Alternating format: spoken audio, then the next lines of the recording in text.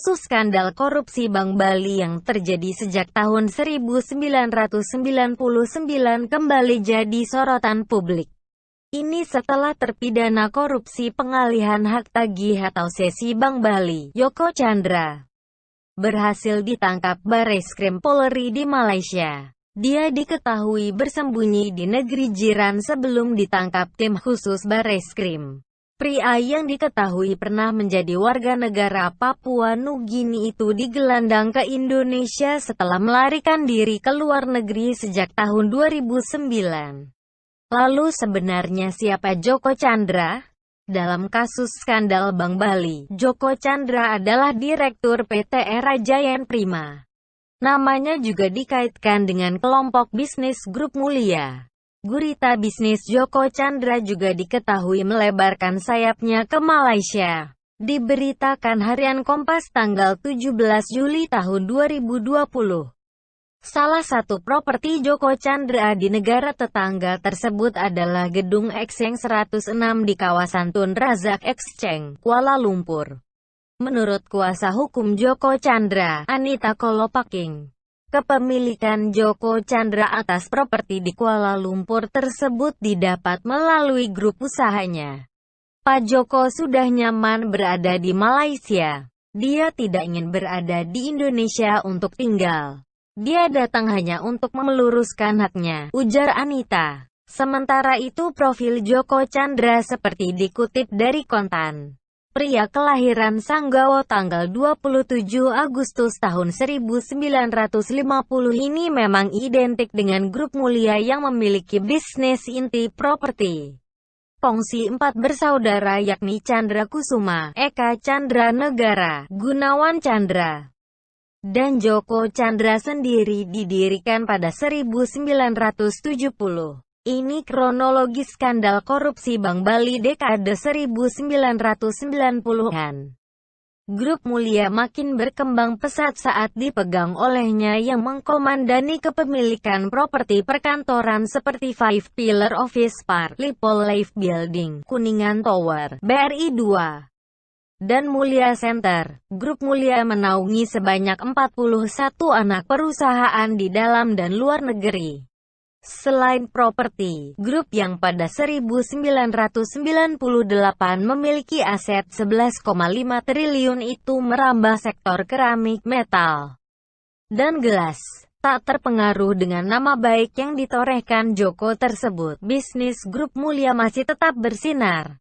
Dilihat di laman resmi Mulia Group. Kelompok bisnis properti ini juga membangun beberapa proyek besar di jantung kota Jakarta antara lain Wisma Mulia, Mall Taman Anggrek, dan Wisma GKBI.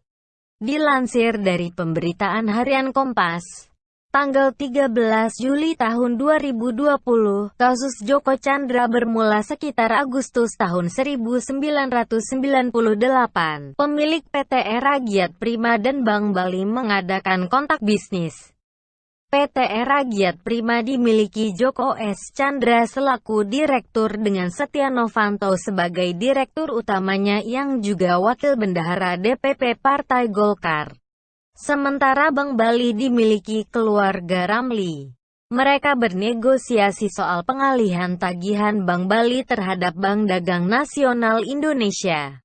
Rupanya BDNI tak mampu memenuhi kewajibannya ke Bank Bali. Malah BDNI kemudian ikut dilikuidasi. Pada Januari tahun 1998, pemerintah menyatakan dana nasabah dan pinjaman antar bank masuk dalam skema penjaminan pemerintah. Hal itu berarti Bank Bali tidak perlu khawatir piutangnya di BDNI lenyap karena berada dalam perjaminan pemerintah. Namun, rupanya Bank Indonesia tidak segera membayarkan piutang Bank Bali tersebut. Sebab berdasarkan hasil verifikasi BI, tak ada satupun dari 10 transaksi antara Bank Bali dan BDNI yang memenuhi syarat untuk dibayar. Alasannya, transaksi antara BDNI dan Bank Bali terlambat didaftarkan serta terlambat diajukan. Piutang Bank Bali awalnya adalah transaksi forward yang tidak termasuk jenis kewajiban yang dijamin. Namun, Entah apa yang terjadi kemudian, transaksi itu berubah statusnya menjadi pinjaman antar bank.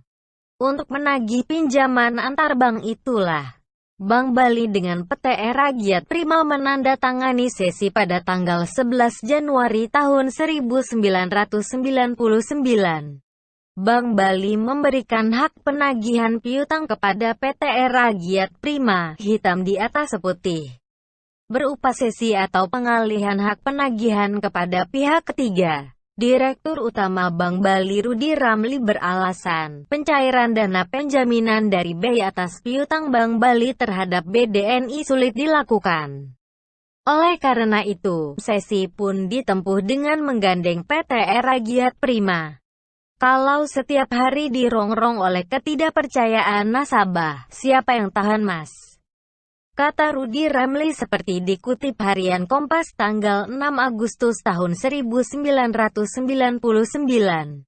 Dalam proses menurut Badan Penyihatan Perbankan Nasional (BPPN), beberapa dokumen terkait sesi tersebut tidak terungkap dalam laporan auditor Bank Bali. Meskipun demikian, justru Standard Chartered Bank (SCB) yang mengungkapkan hal itu dalam laporan due diligence-nya pada tanggal 20 Juli tahun 1999.